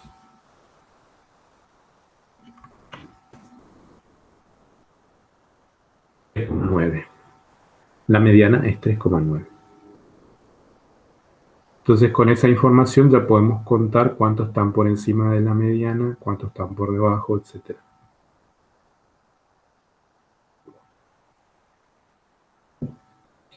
N1 va a estar dado por 7 observaciones.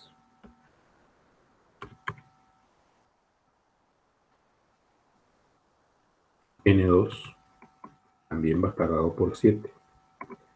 Porque ustedes tienen 7 observaciones por debajo de la mediana y tienen 7 observaciones por encima de la mediana.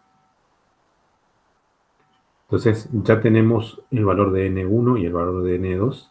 Faltaría calcular las rachas. Entonces vamos a nuestra muestra original y calculamos las rachas. 3,6 está por debajo de 3,9. 3,9 está justo el mismo valor. O sea, 3,9 corresponde al valor de la mediana, entonces ese valor no se tiene en cuenta. Entonces, podríamos considerarlo dentro de la misma racha, ¿sí? Una racha, acá ya tenemos un cambio porque tenemos 4,1 por encima, ¿sí? 2 rachas, 3 rachas, 4, 5, 6, 7, 8, 9, 10. ¿Sí? Yo conté así a ojo 10 rachas. Aparentemente serían 10 rachas. Si ustedes encuentran otro número, me avisan, ¿no? Pero serían 10 rachas.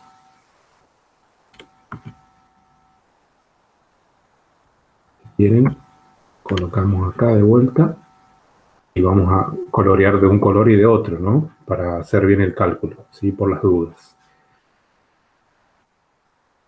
3,6 está por debajo de 3,9. O si no, podemos, bueno, eso sería hacer trampa, ¿no? Pero ustedes van a estar trabajando.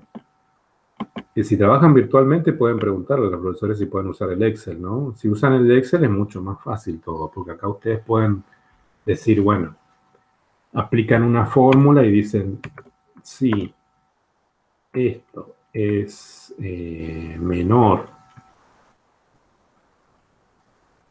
o igual a 3,9,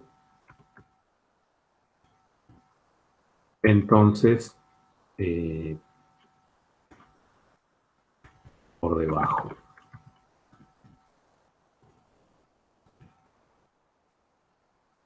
Y si no,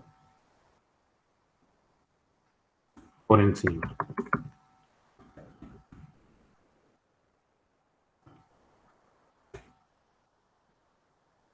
Y me dio por debajo. O sea, porque lógicamente es 3,6, que es un valor menor a la mediana, ¿no?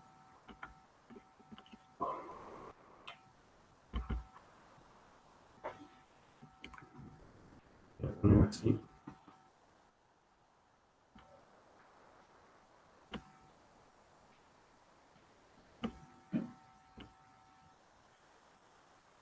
Y voy a borrar esto para que me quede más prolijo.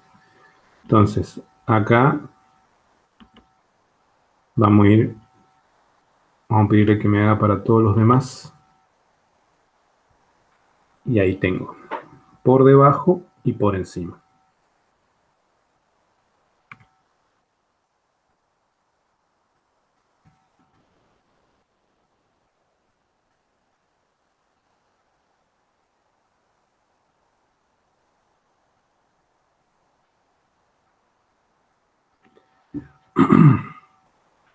Entonces, por debajo, por encima. Entonces acá tenemos una racha.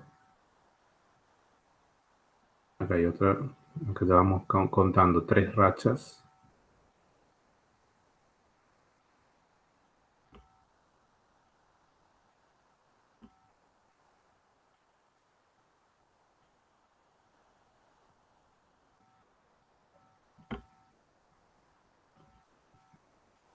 Entonces tenemos 1, 2, 3, 4, 5, 6, 7, 8, 9, 10, 11. Yo había contado 10, o sea, menos mal que volví a hacer, ¿sí? Son 11 rachas.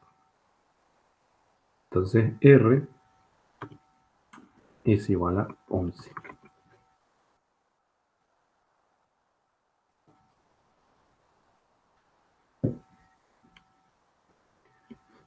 Bien, acá como N1 y N2 son menores a 20, voy a usar la tablita de la prueba de rachas, ¿sí? Ahí les paso al grupo.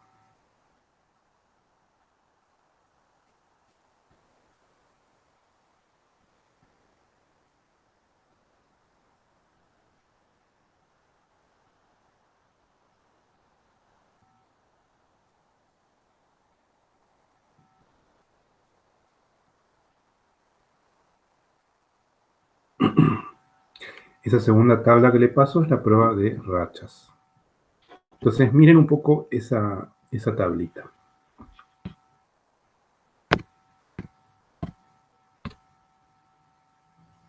Ustedes tienen para la tabla MA.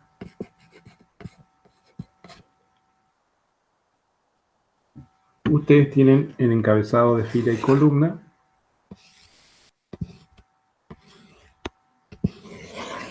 N1 y N2.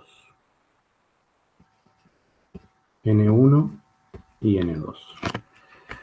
Como en este caso N1, tanto N1 como N2 son iguales, yo voy a buscar donde dice 7 y donde diga 7. En la intersección a mí me da 3. Ese es el valor de la tabla para MA. Entonces voy a ir anotando acá. El R crítico, que es de la tabla MA, vale 3. Y el mismo procedimiento para la de la tabla MB, que está más abajo, para 7 y 7 es de 13.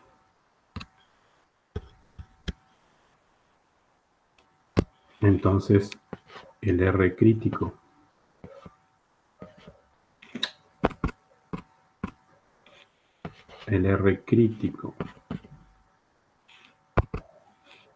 de MB es 13.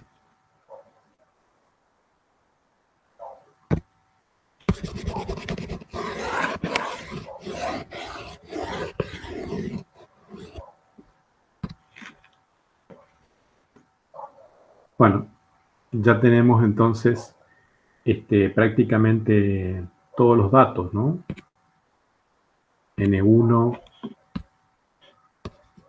que vale 7, N2 que vale 7, el número de rachas que es 11 y tengo los críticos.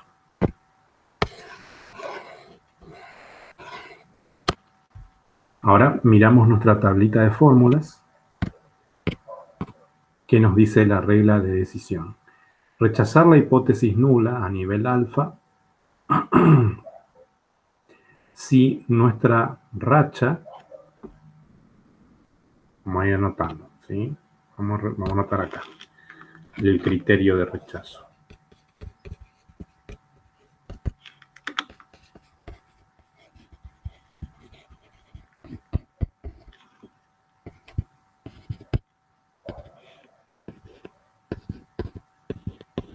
Si el número de rachas es mayor o igual al R crítico de MB,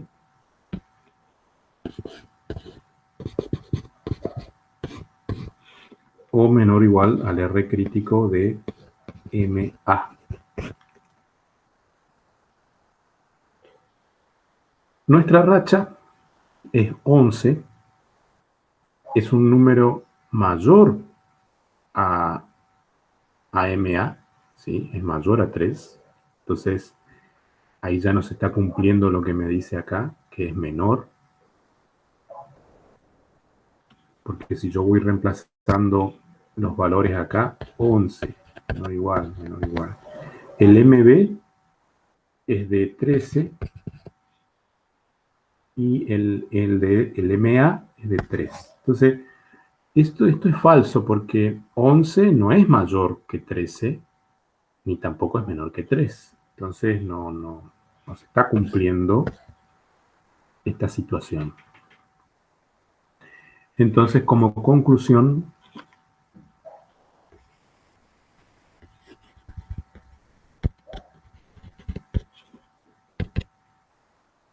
como 11 no es mayor o igual a 13 y tampoco no es menor o igual a 3,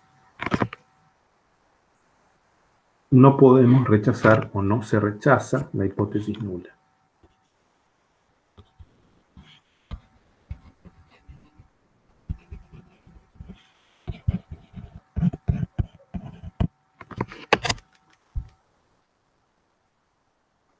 Me olvidé de plantear la hipótesis.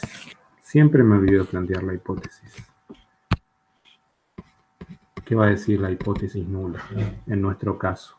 Estamos hablando de la cantidad despachada a de una máquina, ¿sí? La cantidad despachada por la máquina varía aleatoriamente contra que no varía aleatoriamente. Entonces, vamos a poner que la cantidad despachada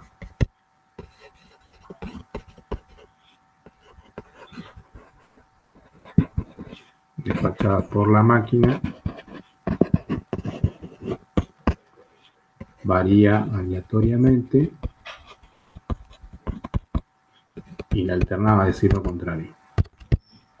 No varía aleatoriamente.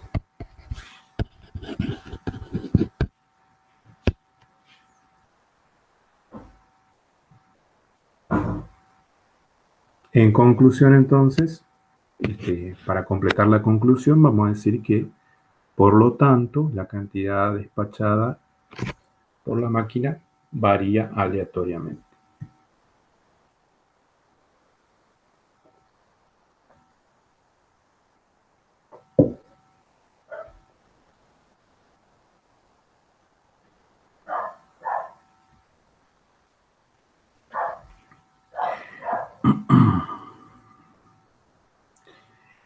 Acá me decía que utilice una significancia de 0,10, ¿no es cierto? Pero en realidad no fue necesario utilizar ese nivel de significancia porque en realidad N1 y N2 no superaban a 20, ¿sí? Eran menores. Entonces, no hacía falta usar el nivel de significancia. Usábamos este criterio de rechazo nada más. Ahora, si teníamos que utilizar el otro criterio, bueno, ahí sí usábamos el alfa de 0,10 para calcular el crítico de Z.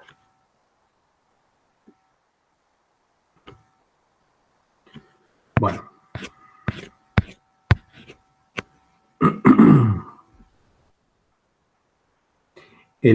Acá el 5 se repite, es el mismo ejercicio que les di, que estábamos viendo recién. Acá el 6, este es de los residuos estudentizados, para un modelo de regresión lineal múltiple, que describe el costo de distribución en función de las ventas y los pedidos. Este era el ejercicio que habíamos visto de ventas y pedidos cuando arrancamos la unidad 3. ¿Se acuerdan que en ese ejercicio los valores fueron recolectados por orden cronológico? Y vamos a ver allá arriba. Vamos a ir a la parte de ese ejercicio si recordamos bien.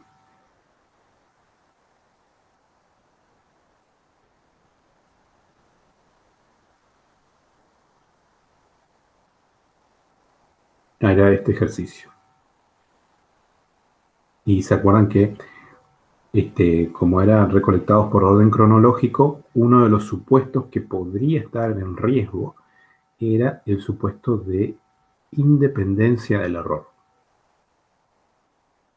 Entonces por eso se usaba estos gráficos de residuos versus orden de tiempo, para tener una idea de si eran aleatorios o no. Entonces, en este gráfico, por ejemplo, se podría analizar las rachas. Fíjense que acá, donde está la línea, está el 0. Entonces yo tengo los residuos positivos y los residuos negativos. Acá tengo un residuo negativo seguido de 2 positivos, seguido luego de 1 negativo, seguido después de 3 positivos, seguido de 4 negativos. O sea que pareciera ser aleatorio, ¿sí? Habíamos dicho eso, que parecía ser aleatorio. Entonces no dudábamos del supuesto de independencia del error. Yo puedo usar la prueba de rachas para verificar si estos residuos son aleatorios o no. Si la secuencia por encima y por debajo de 0 es aleatoria. Entonces, de alguna manera podríamos estar confirmando si se sostiene el supuesto de independencia del error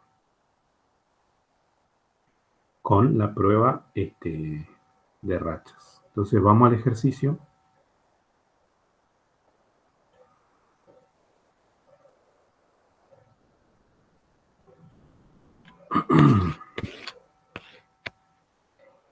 Y yo ya les marqué hoy acá las rachas. Tenemos 1, 2, 3, 4, 5, 6, 7, 8, 9, 10 rachas.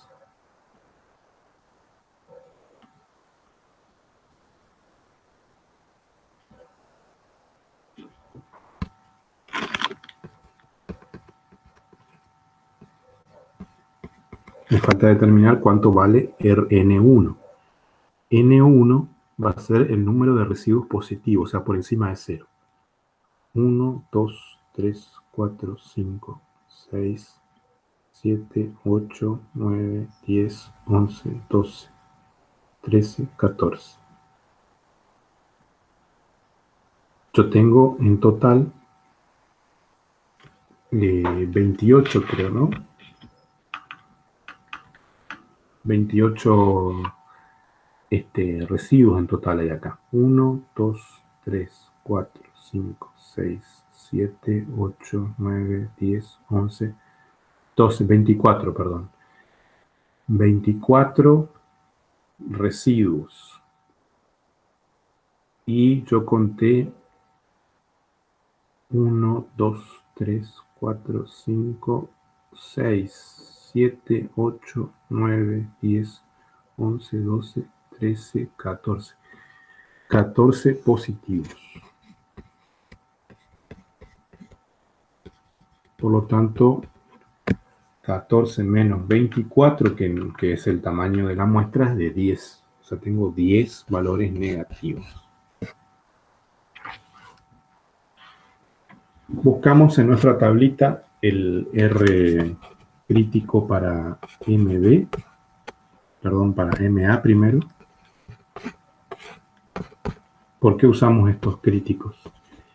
Y porque tanto N1 como N2 son menores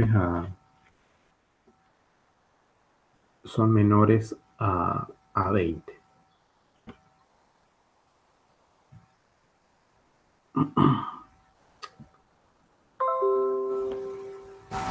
Entonces, buscamos en la tabla para MB, para MA, perdón, 14 para N1 y 10 para N2.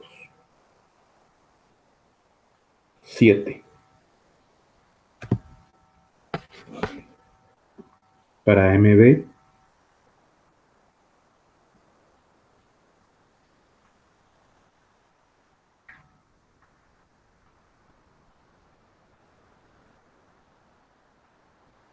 18.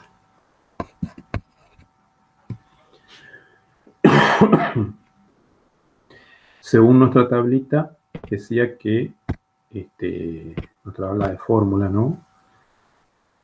Tengo que rechazar si es mayor o igual al crítico de MB. ¿Sí? El criterio de rechazo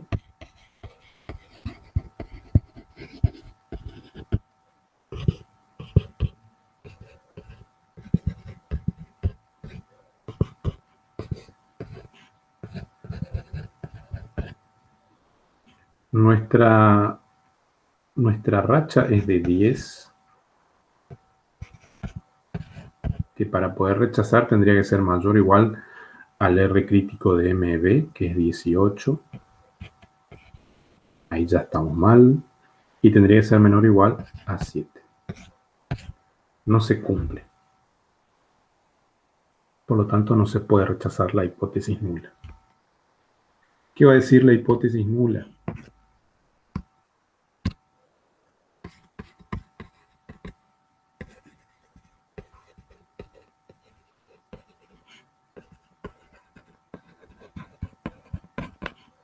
Los errores son aleatorios, o los residuos son aleatorios,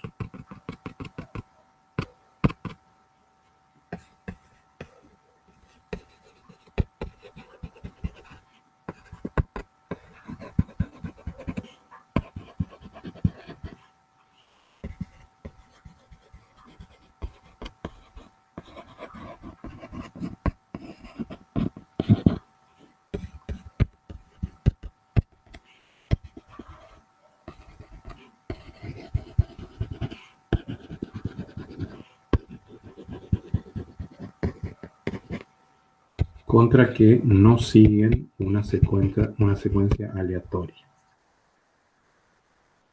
Entonces, como conclusión, vamos a decir que como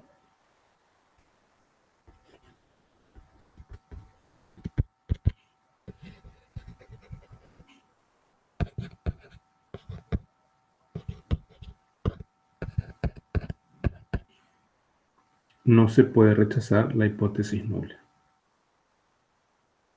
Por lo tanto, los residuos siguen una secuencia aleatoria.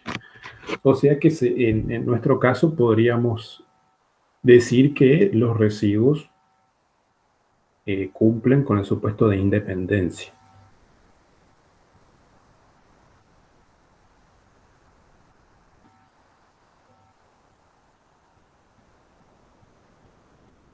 Bien.